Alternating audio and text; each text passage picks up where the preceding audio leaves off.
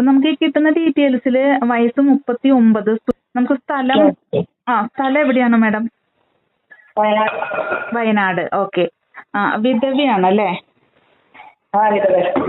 കുട്ടികള്? രണ്ടുപേരുണ്ട്. അവർക്ക് എത്ര വയസ്സായി? മോളെ കല്യാണം കഴിച്ചു കൊടുത്തു. ഓക്കെ. താഴെയുള്ള കുട്ടി? മറ്റേ കുട്ടി ചെയ്യുന്നുണ്ട്.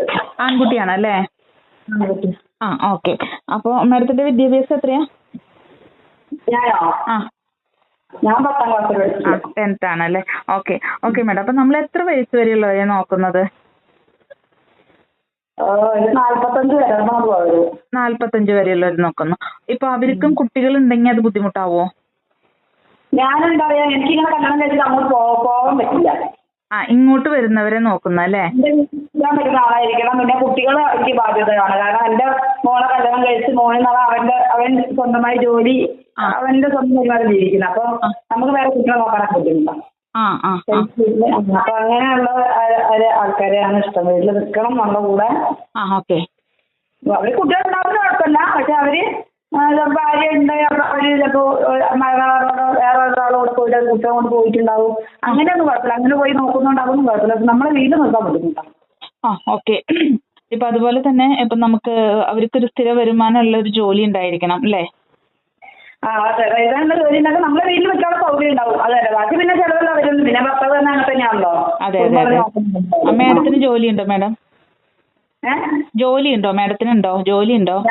ടൈലറാണ്. പക്ഷെ ഇപ്പൊ ഞാൻ ചെയ്യുന്നുണ്ടോ ഹസ്ബൻഡിന് വെച്ചാൽ ഭയങ്കര വിഷമം പഠിച്ചേ പോകുന്നില്ല. Okay madam. അപ്പൊ നമുക്ക് ഈ വയനാട് മാത്രമേ നോക്കുന്നുള്ളൂ അതോ മറ്റുള്ള ജില്ലകളും നോക്കുവോ? മറ്റുള്ള ജില്ലകൾ കുഴപ്പമില്ല. അവർക്ക് എന്റെ വീട്ടിൽ വന്ന് നിൽക്കാൻ ബുദ്ധിമുട്ടുണ്ടാകാൻ പാടില്ല. കാരണം വീട്ടിലേക്ക് അപ്പൊ ജില്ല പ്രശ്നമല്ല, നമുക്ക് ഇങ്ങോട്ടല്ലേ വന്ന് നിൽക്കുന്നത്. നമ്മുടെ വീട്ടിൽ നിൽക്കുന്നതുകൊണ്ട് കുഴപ്പമില്ല. അവര് വീട്ടുകാരെ ഇറക്കേണ്ടി അവരെ പോയി വരും. കാരണം അതുകൊണ്ട് വീട്ടുകാരെ വരുന്നതിന് പോകുന്നതിനൊന്നും കുഴപ്പമില്ല. പക്ഷെ കുട്ടികൾ നമ്മുടെ വീട്ടിൽ വരുന്ന ബുദ്ധിമുട്ടാണ് നമുക്ക്. കാരണം എന്റെ മക്കൾ സമ്മതിക്കില്ല. ഓക്കെ.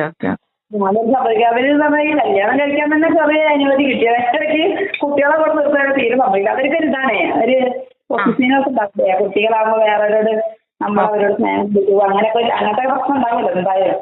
ഓക്കെ. ഇപ്പൊ നമുക്ക് ഈഴവ കാസ്റ്റ് മാത്രമേ നോക്കുന്നുള്ളൂ അതോ കാസ്റ്റ് പ്രശ്നമുണ്ടോ? താഴ്ന്നത് വേണ്ട. ഓക്കെ.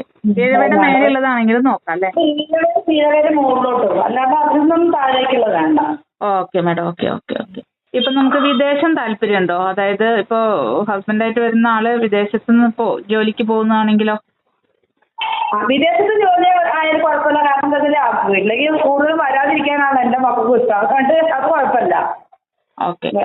അപ്പൊ നമുക്ക് ഈ ഡീറ്റെയിൽസ് വെച്ചിട്ട് നമുക്ക് താല്പര്യമുള്ളവർ കോൺടാക്ട് ചെയ്യുകയാണെന്നുണ്ടെങ്കിൽ തീർച്ചയായിട്ടും മാഡത്തിന് ഞാൻ കോൺടാക്ട് നമ്പർ കൊടുക്കാം കേട്ടോ. Okay madam. Thank you. എന്റെ മാട്രിമോണിയുടെ പേര് ശ്രീമാരി എന്നാണ് കേട്ടോ.